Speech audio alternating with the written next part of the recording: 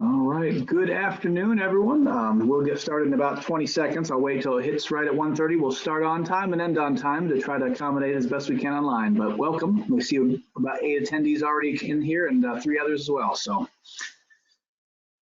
oh, I spoke too soon. It just hit 1:30 on my phone. So I'd like to not take up too much time. I'll go through my script and hand it over to the group. So welcome to NCHE's virtual conference breakout session on teaching with performance of music and music-related primary sources. NCHE wants to thank all the sponsors for their support, and they're listed on this slide here. And we'd also like to add a specific thank you to the National Council for the Humanities, National Humanities Center, who has partnered with us and helped making this virtual webinar work. So if you haven't already done so, please download the conference app, which has the most up-to-date information, a virtual exhibit hall, and a lot more. So please do that. I'm Kevin Cranville. I'm serving as your moderator, and pretty much I'm going to speak now and then go sit in the background and try to help if there's any issues. But I appreciate your time today. Please use the chat function to type in questions and comments throughout the session. We've got it set up so that our organizers can interact with those, and if there's trouble seeing them, I can go in and check them out as well. So at this point, it's really my pleasure to turn over the presentation to Carolyn Bennett and Bridget Morton, who are going to be leading us on this session. So thank you so much. I appreciate your time, and I will turn it over to the ladies. Thank you. Thank you very much, Kevin.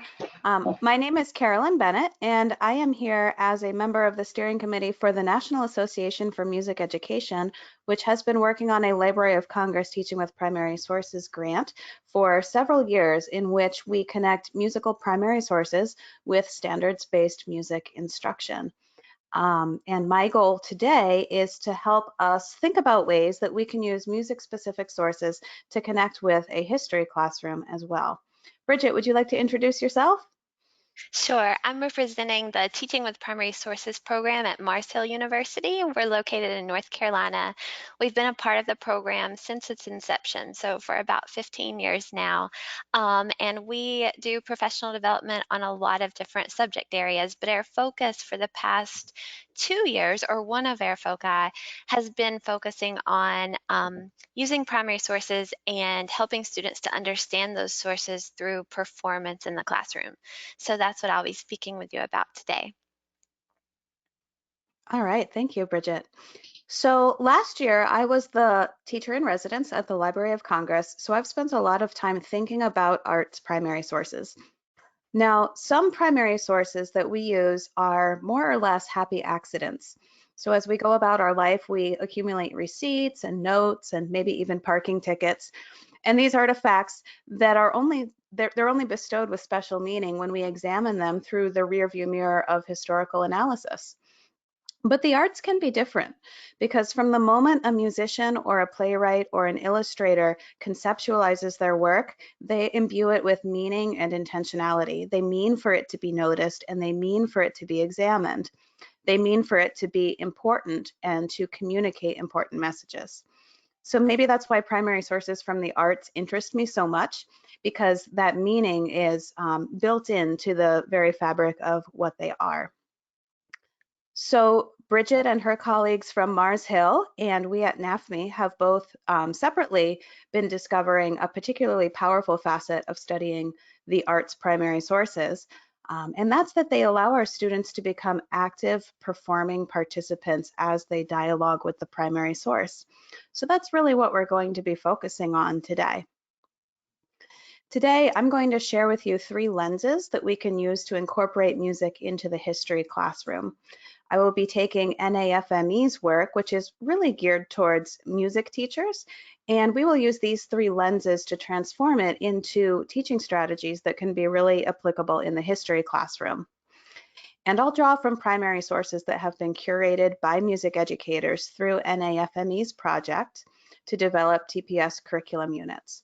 And I'm going to try to expose you to as many diverse primary sources as possible so you can see the breadth of the field that's out there. Then Bridget's going to take it over, and she's going to tell you a little more about how these arts initiatives can really live in the real world, as she has brought so many performance opportunities to her students. Yeah, so what I'm going to be sharing with you guys, we've been working with teachers from 3rd grade through 12th grade for the past couple of years to work on a practical model for using documentary theater in the classroom. Teaching with documentary theater allows students to delve into historical documents from the past, as well as authentic texts from their own communities, to form a lens through which students can view these connections between the past and the present. Coupling their analysis of primary sources with theater performances has helped the students that we've been working with build an empathy for the diverse American experiences, which is one of the goals. I have a quote here from Anna DeVere Smith, who also performs documentary theater on the big stage, and she says, "If I walked in their words, I could sort of absorb America." Lots of times we ask our students to think about historical events that seem fairly foreign to them. But as we delve into the primary sources and have the students step into those words and perform those words, they begin to empathize and then make those connections between what's happening, what has happened in the past, and what is happening in their communities. And so when it comes to my part of the presentation, I'm going to share this step-by-step model with you. Using the example of Chinese exclusion in America as my sample sources. And if you guys have any questions during our presentation, please use the chat function and we'll try to answer those as we go. All right, Carolyn, I will turn it over to you. Thank you, Bridget. So let's talk about 3 different ways we can bring musical primary sources into the history classroom. So the first model that I was thinking of is music as a window. What can music teach us about its historical context? If you're familiar with the observe, reflect, and question model of historical analysis, this is really that observe phase that we're talking about here. When we're looking at a primary source almost as a museum piece, as something that's on display that we can notice details of, and then learn more about the wider world of that period in history based on the details that we notice.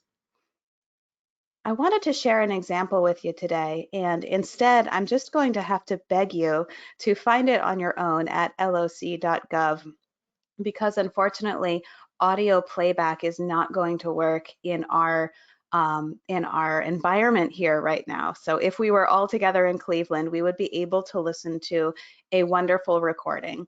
And the name of the piece is "We Don't Have No Payday Here."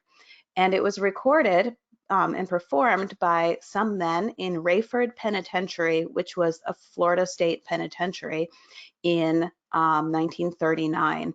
These were African-American men that had been incarcerated, we believe, for a fairly long length of time. In the recording, you can hear a wonderful song. You can hear a unique sort of freedom in the way the singers are singing. They're all bringing their own unique style to the song. You can tell that conformity in musical practice is not one of their priorities. You can hear a very rhythmic thud as the men move hammers or pickaxes or some other sort of manual tool in time with the music. You can hear men call out for the water boy at random points throughout the song.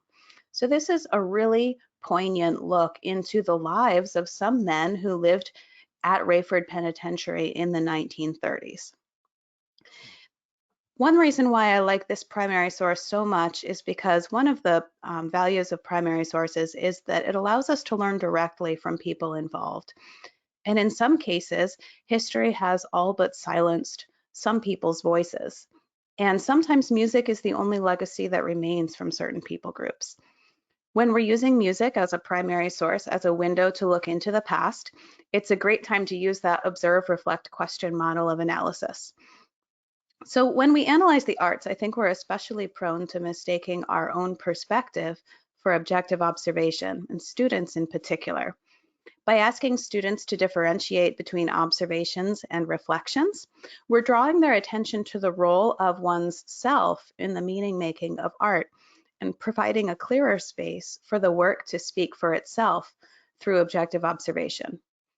When teens are presented with music, they can be so caught up in deciding whether it's good or whether it's pretty. And if we ask them to deliberately observe, reflect, and question, this gives them the space to make judgments, but then set aside those judgments to approach the work on its own terms.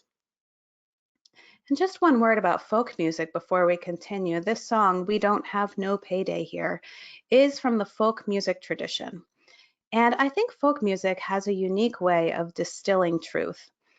As songs are passed orally from person to person and enter into a community's historic traditions, only the songs that most resonate with the worldview and identity of that community will survive. If the song's a dud, it's simply not going to get passed down. So when we learn about especially oppressed communities in history, we often must rely on secondary sources left by people outside that community, outsiders looking in. But folk music and folk art are sometimes the only ways that we can hear directly from those community members themselves. If you're interested in digging deeper into folk music specifically, NAFME has several great units where we've collected compelling recordings for various age groups. Also, Ann Lasky from the Kodai Institute will be presenting a poster tomorrow, and her organization also has done fascinating work in this area.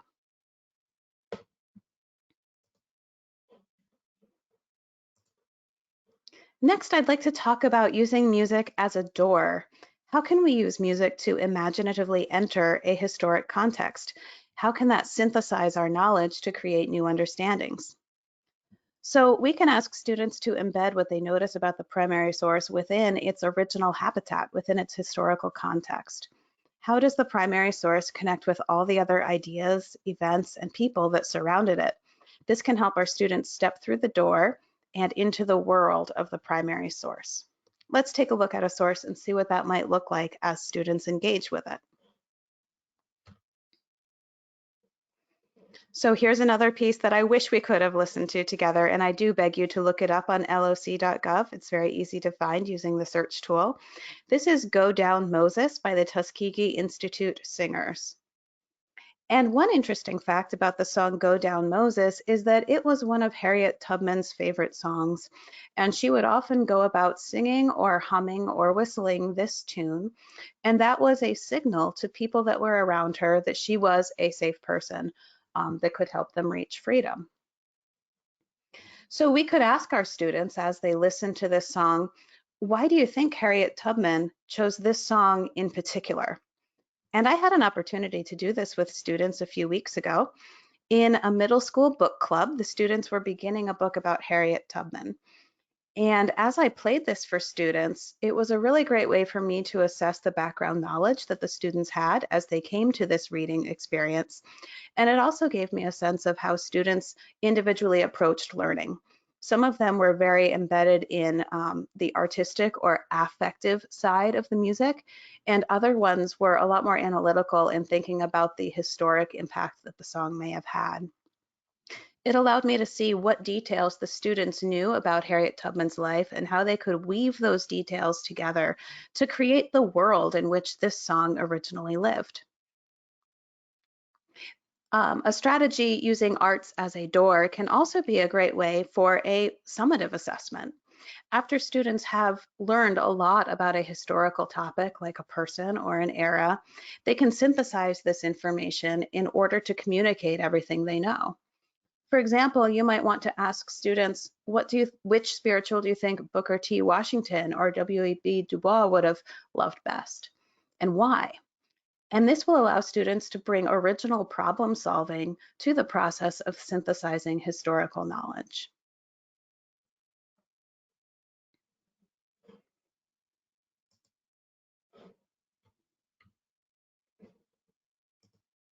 Oh, there we go. And the third lens that I would like to encourage you to use as you think about art's primary sources in the history classroom is using music as a mirror. How can we use historic music to reflect on our own contexts and communities? And this question really represents the pinnacle of Bloom's taxonomy, creating. For many history educators, the goal of history education is to help students' worldview and actions as citizens be informed by historical context and understanding. Since historic people had arts, and we do too, it can be a really authentic bridge connecting our students' own experience with history. And luckily here I have a visual primary source. Oh, did that just go away for you or did it just go away for me? Hold on just a Oh, moment. Okay, can everyone see the screen? I can. I'm not sure anyone else can speak. Okay, cool. I thought it went away for a minute. Sorry about that, everyone. I was really happy that this is a visually based primary source, so we won't lose out on anything by not having audio with us today. And this is a page from something called the Equal Suffrage Song Sheaf, which was printed in 1912. And it was pocket size. The page that you see here was actually only about 7 inches tall. And this is a whole collection of lyrics set to common tunes. And you can see this one here, Votes for Women Sure to Win, is set to the tune Yankee Doodle. And we believe this was a tune book that women could carry in their pockets to sing along at rallies. So when we think about ways that this can connect with our world today, we're pushing students to think critically about the common cultural materials in their own community. For example, if you wanted to pick a tune that everyone knows, what are those common songs for you? I can tell you that there's some songs in the Equal Suffrage Song Sheaf that I don't even know the tunes, and I'm a music expert. So our community is different than that community. And if we pick the songs that work for our community, how does that reflect our identity as a unique community? And then how can we combine that musical community content with lyrics to create a message that's rhetorically strong or emotionally compelling? When students work with a primary source in this way, they begin to understand the cultural influences that are at play when the work was created, and they can identify ways that those same themes are at play in our lives today. So these are just a couple ways that we can interact with primary sources from the arts. We can examine them through a window and look at the details that are present there. We can use them as a door to enter a historic world and synthesize all those different pieces of knowledge we know about that moment in time. Or we can use the primary source as a mirror to learn more about ourselves and the communities that we live in today. So NAFME has over 15 comprehensive units that are aligned to music education standards, complete with graphic organizers and different tools for analysis. Using these 3 lenses, you can build a bridge between music instruction that may be happening in your school with instruction that you want to accomplish in the history classroom. So I would like to encourage you to look further at nafme.org to find some of the curated resources that we have for you there. And now let's bring it out of the realm of theory and into the realm of practice. And I can't wait to hear more from Bridget about the performances that she has done with students. thank you, Carolyn. I hope I can take over this mouse. If not, I may ask you to click. Okay. So, like as I said, we're going to be talking about the practical application of documentary theater. And documentary theater has its roots in the Federal Theater Project, which was started by the FDR administration. One element of the Federal Theater productions was the living newspaper, which is the living newspaper productions would draw their storylines from newspaper headlines, from the activities that were happening in their communities and making headlines, so that those activities and those events could be dramatized in order to call the audience to enact change. So bringing these events into the forefront so that community members could make change. In her essay, Bodies of Evidence, Carol Morton describes the current project of documentary theater as the process of shaping and remembering history through a performance of documents. What you see on your screen here are 2 of the playbills for living newspaper productions from the 1930s. And so it gives us an idea of what those productions were about. However, in order to take this into the classroom, we build on Ping Chong's theater productions. I'm going to try to Perfect. Ping Chong's theater productions are what we have specifically chosen as our model to build on. And so, as I said, I've been working with classroom teachers and Ping Chong and Company to come up with this model. Again, you're not going to be able to see this video, but I have put it in the link of resources so that you can play it for yourself later. But what you see is a still image of a classroom documentary theater production. And as you can see, there's not many props because there's a real focus on the words that students have pulled out of the text that they want to share with others. Students in this performance were exploring the Chinese Exclusion Act from a time period in American history with which they were very unfamiliar. In this model that I'm going to share with you of documentary theater, teachers develop primary source sets, and then students analyze those sources to determine a theme of the event that they want to share with others through performance. So in the beginning, our first step is always to engage the learner. We have divided that into two different steps. The first of those is to present students with a hook text. And we have adapted the question formulation technique from another of our partners, the Right Question Institute, to quickly involve students in critical thinking. The image that you see is actually one of the poems that had been etched into the wall by those who were contained in Angel Island during the Chinese exclusion period. And so we put this up and have students ask questions. Their range of questions is wide reaching. And at this point, we're not giving them any background information because we're really wanting them to, one, tell us what they know. So it's a form of formative assessment, helping us to understand their background knowledge on the topic. And two, we want them to take control of their learning here and ask the questions they are interested in understanding more deeply. After we have went through the question formulation technique and we have lots of questions everywhere about our hook text, the second step is to present students with an anchor text. And the anchor text in this particular unit was the actual Chinese Exclusion Act. We used the 4-read strategy by teaching with history, but any sort of close reading strategy would work here.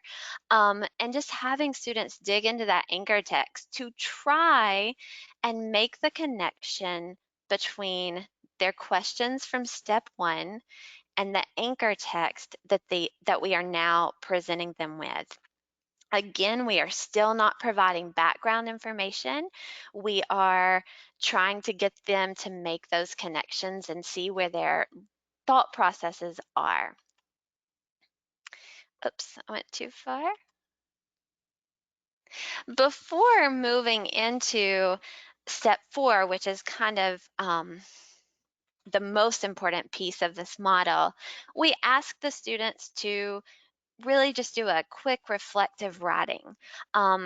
This one here is again from that same unit, and this person makes the connection. He says, I think the text I read yesterday were the voices of the Chinese. It was the laborers sharing how they felt about some of the acts. They were sharing their side of the story. So he is able to make that connection. It doesn't always happen that way, but again, this is a piece of formative assessment for teachers to see what students are already understanding and where you want to take the lesson. Doing this step without the background knowledge on the event in question allows the students to make the connections prior to providing context, which is emphasizing the inquiry-based learning process and critical thinking skills that the TPS program holds so highly. In step 4, we dig into the text, the documents. The model that we have designed uses primary source stations. Each station contains different types of primary sources, and we try to just build the biggest variety that we can based on the topic at hand. So students are exploring political cartoons, newspapers, laws, broadsides, oral histories, music, first-person memoirs, and we're trying to give them all the different voices of the time period. So those who are in favor of the event, those who are against the event, those who are suffering the consequences of an event, or those who are enacting a law, so that they have to think through the various perspectives and pull out the pieces that are most moving for them. At each of these stations, students are focused on the key event in question and how it impacted the human experience. But teachers are also using the various types of primary sources to concentrate on text features for diverse documents. So this particular model we have used mostly either with history teachers, excuse me, or ELA teachers. And one of the benefits of this structure for ELA teachers is that they are able to really dig into their state or Common Core standards on diverse text features, but in a truly authentic way where students are engaged in a more powerful question than just text features, because it's not just where is the heading, but it's why is that the word that was used in that heading. And students are really thinking about the power of language and the organization of language in each source. So this step takes the majority of time within the unit, and depending on the grade level, depends on how much time or how many sources you're going to provide your students with. But after you have dug through the primary sources with your students, then they meet in their performance groups and they begin to think about what message do they want to share with their audience. And the way they kind of come about that message is two-part. One, this note sheet, and it is provided for you in the folder. But at each primary source station, they are collecting those quotes and reflecting on those quotes that really impacted them. So they come to their groups with a long list of quotes and words from the documents. And as a group, they sit and they make a top 10 list, thinking about what were the 10 discoveries that moved them the most or that they were most surprised by as they read through the primary sources. And from their top 10 list, they determine that theme that they want to share with their audience. When they have determined that theme, this is when they begin scripting and staging their performance. They begin with the scripting first, and with the scripting, we have a few requirements. They cannot change the original text. It must stay, use the same words and stay in the same sequence as it were when they pulled it from that original text. So what they then are doing is they are arranging, rearranging, and organizing all of the various quotes that they found to create a script that they can share with their audience. Really for all age groups, we require that they use at least 4 of the primary source documents that they came into contact with, so that a variety of perspectives are conveyed. And we also require that at least one of them show an opposite perspective. So they must have some pros and some cons about the event in study. And we encourage the use of Google Docs for collaborative writing so that everybody can be involved in putting their quotes into practice here. After they have their script, and the script length varies by age group. That's another way that we change the model up by age group. But once they have their script, then they begin staging. And also in the list of resources, you have a list of all the different staging techniques that we practice with them for documentary theater. Those staging techniques are divided into two categories, focusing on the student's voice and the student's bodies. And we ask them to first go through the voice staging features that they want to use. This again has them really focus on the words that they have included in their script and how they want to portray those words to their audience. And so I've listed a few here on the slide for you, just that are most commonly used. And these are going to be familiar to you. Emphasis, repetition, chant, where one person says something and the rest of the audience chants it behind them. Speaking in unison, everyone is saying the same quote. Or speaking in discord, each person is saying a different quote at the same time. And with all of these, we talked to them about the fact of why are you choosing to use Discord? And when you do that on the stage, what are you communicating to your audience about this event? And in the same way here, I have some of the most used body staging features listed here. So you've got body percussion, where they can use their bodies to make noises or sounds.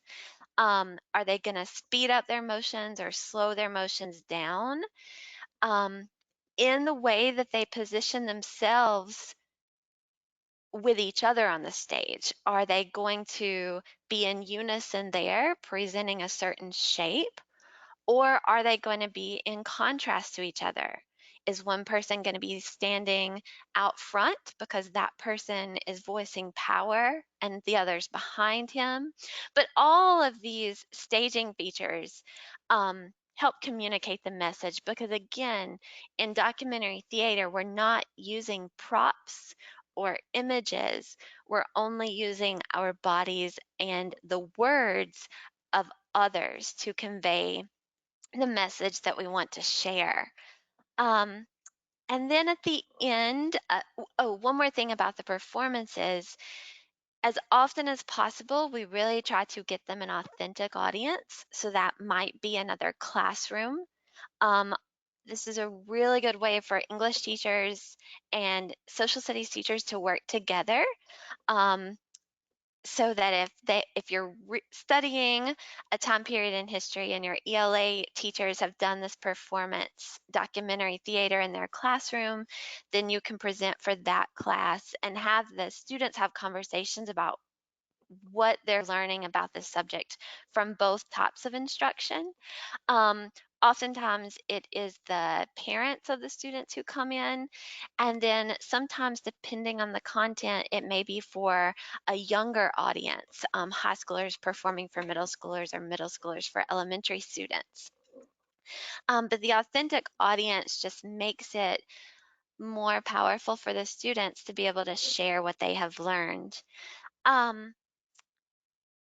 All of these resources, the other resource that I put for you into the folder, just as a sample, are the primary source set that we use for the Chinese Exclusion Act.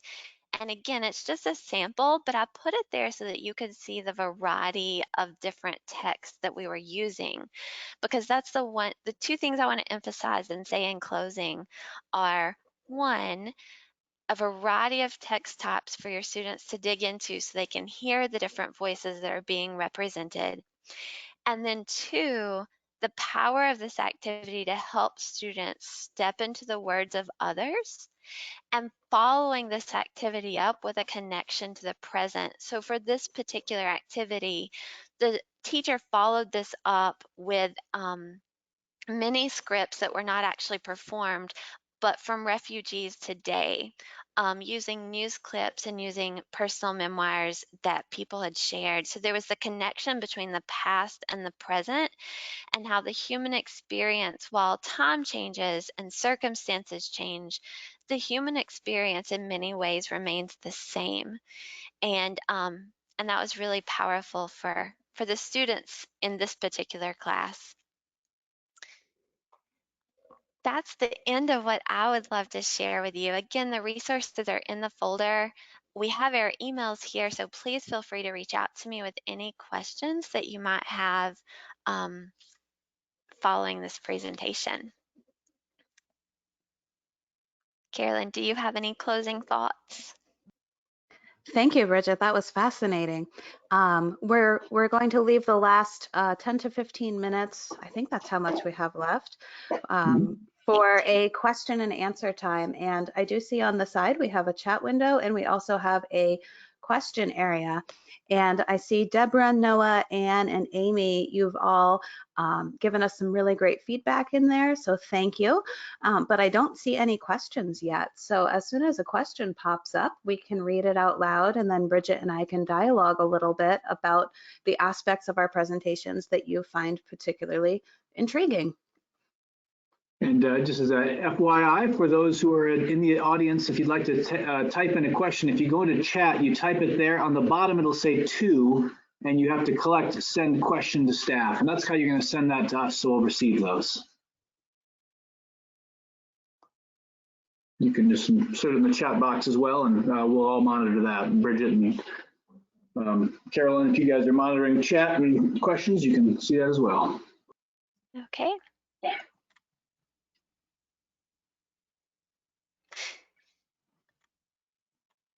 If we don't have any questions, or do we? If we don't have any questions, or while someone's thinking of something they'd like to know, just to give you an idea of some other topics that we've used documentary theater with for different age groups. At the high school level, we have done immigration, civil rights, and Chinese exclusion and Japanese internment are the 4 model lessons I have for that age group. For middle school, we have also done immigration, and it's a very similar packet. And then in the elementary school level this year, which has been really fun and interesting, we have used the topic of scientific inventions and looked at the different journals from scientists. And then we have also, I'm in North Carolina, Western North Carolina. And so we have been looking at the formation of the Blue Ridge Parkway and what the impact of that event on, how that event impacted both the environment and the people who were living here at the time. So this is a strategy that can be adapted for various topics in classrooms and ages.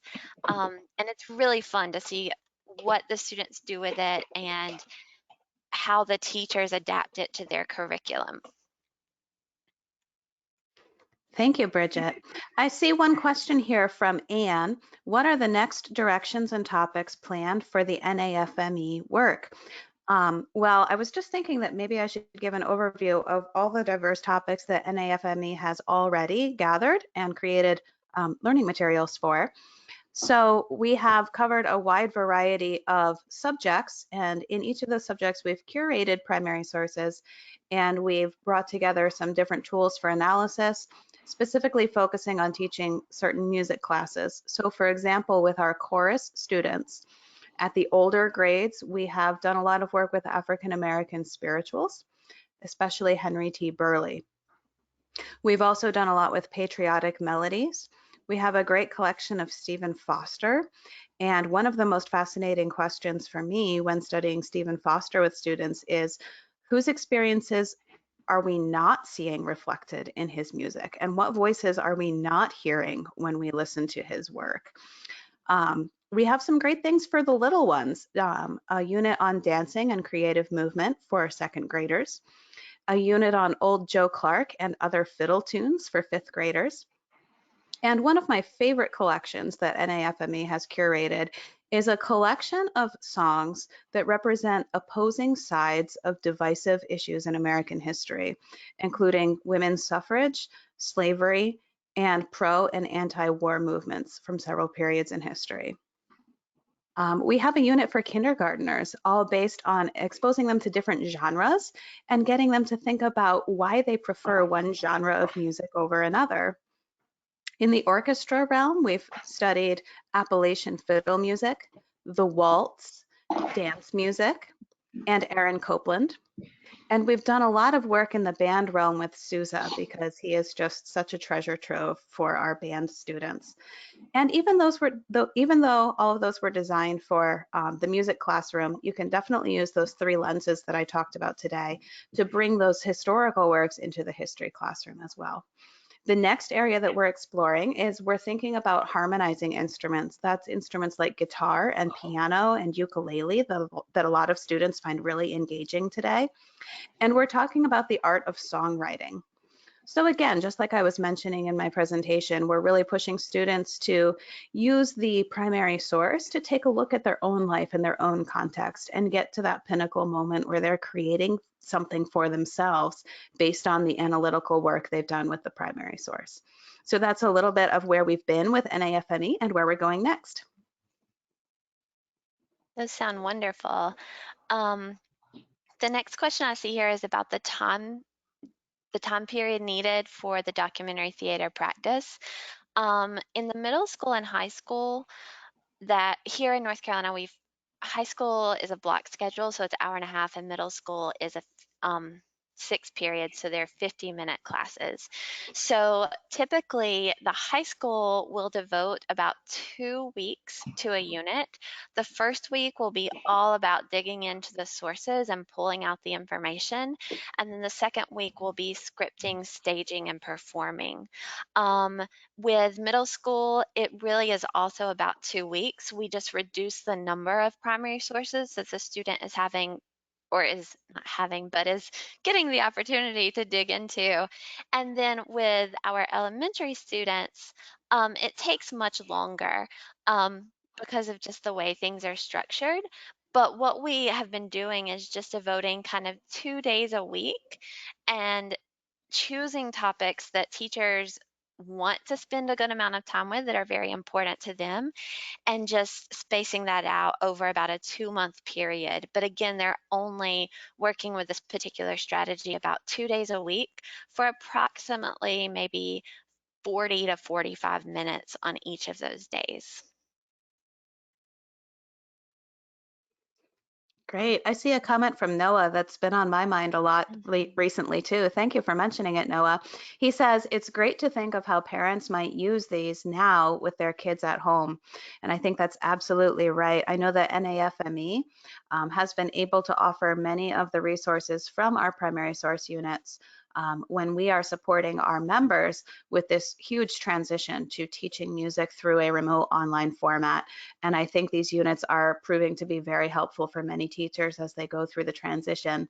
And I know personally, I'm an active grade 7 through 12 teacher right now, and I'm definitely reaching for even more primary sources than I ordinarily do as I think about how my students are going to continue their learning this year. Yeah, I agree. And that, yeah, it's on all of our heads. It's on all of our minds right now. And I think everyone I talked to has done a really, really great job reaching out to provide resources. And teachers are being amazing right now with shifting things around. And I speak from the experience of my kids and their own teachers and all of the wonderful things they're doing right now. The next question is about motivation, and how do you motivate or require students who might be hesitant to participate in activities like you've done in class? The one thing I'll speak to about performance is that the teachers who are most interested in using this particular strategy have a very active teaching style anyways. And so students are very, very used to being up and active and moving. But as I've been introducing it to more and more teachers over the past year, now that we kind of have a model for it, what I will say is the teachers really think about who they're grouping together, because as we know, some students thrive on performance and some do not. And when they're scripting, they can choose those students who thrive to be the main speakers. And those who are more hesitant can be those refrain speakers or those chant speakers who only have to speak in the group and can also remain in the background of the stage when you're thinking about staging. And so it takes some of that pressure of performance off, because you can remain in the background but still contribute such an essential piece to the performance. Bridget, to build off of what you just said, one thing that I was really impressed with as you were describing your project is the students were really deciding what message they were communicating and how they were going to communicate it at every step of the process. And I know dealing with adolescents on a daily basis, giving them that voice and choice can be so empowering. And I think sometimes that reluctance that we see in students is because they feel like the task at hand isn't an accurate reflection of their own identity and who they feel they are as a person. And because you're building into the process that they are able to pour their own perspective into it throughout the whole creative process, I feel like that's going to remove some of those barriers and make them a little more willing to take the risk and engage. Yeah, I think that's well stated.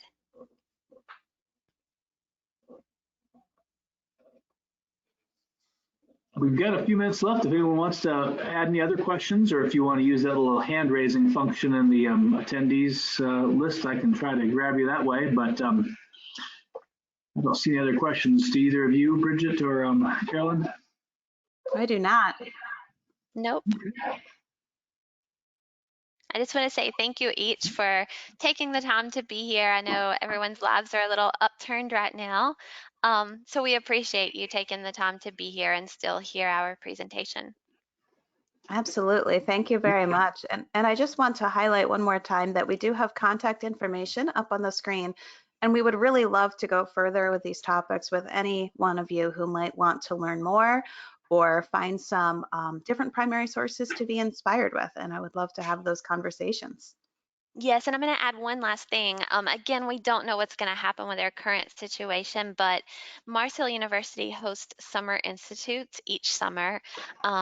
We currently have 3 on the book. Again, I'm not sure what's going to happen with them, but one of those is focusing on this documentary theater strategy, and Ping Chom from New York is coming to work with us so that we can have the expert on documentary theater and the teacher experts in the room helping everyone. That again is scheduled for this summer, depending on what happens. But if you're interested in more information about that Summer Institute, then please reach out to me and I will be glad to share that with you. All right. Well, thank you so much, everyone, for attending. I think I'll go ahead and wrap us up here. I really want to send my thanks to the presenters, to Carolyn and Bridget, for taking the time to speak with us today about this really interesting way of bringing in stuff that matters, that often is made left to the side. So we appreciate your service and coming here. And thank you to all the attendees. I hope you enjoy the rest of your virtual conference and appreciate all you guys do. Have a wonderful day, everyone. Thank you. Thank you, Thank you, Kevin. Kevin.